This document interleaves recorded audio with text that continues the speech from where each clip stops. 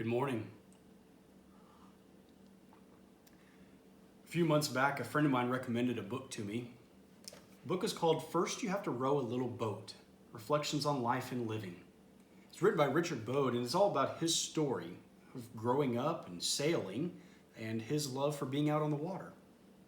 It actually came out back in 1993, nearly 30 years ago now, but it's a great book and all kinds of wonderful life lessons. He says that whenever he started out sailing, it was as a young boy, and he started it just because he thought it would be something fun to do.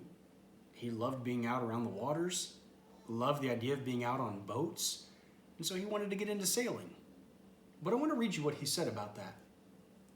He said, "What I didn't know was that I was also developing a consciousness, an acute awareness of the relationship between myself and the elements over which I had no control. God gave the wind. It might blow from the east, west, north, or south. It might gust. It might fall off to practically nothing. It might leave me dead becalmed. I didn't pick the wind. That was imposed by a power far greater than myself.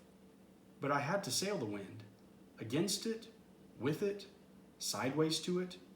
I had to wait it out with the patience of Job when it didn't blow, if I wanted to move myself from where I was to where I wanted to go." You know, so often in life, we come to these moments where we realize that we really have so much that we're just not in control of. There's so many things that go on around us in the world that we have no control over. And sometimes we like to feel like we're in control, and when we come to those realizations that we really aren't, it can be very frustrating.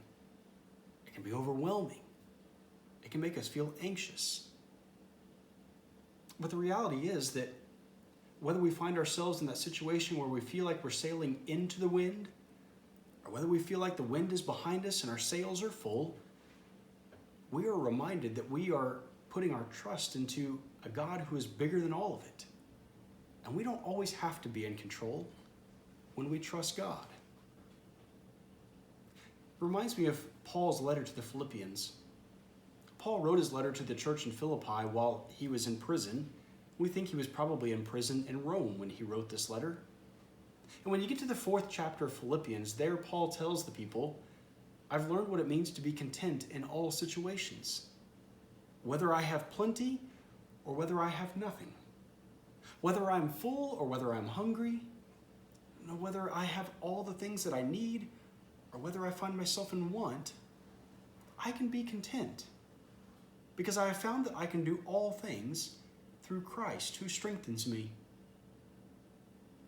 Paul wrote this letter, these words, while he was sitting in a prison cell in Rome facing death.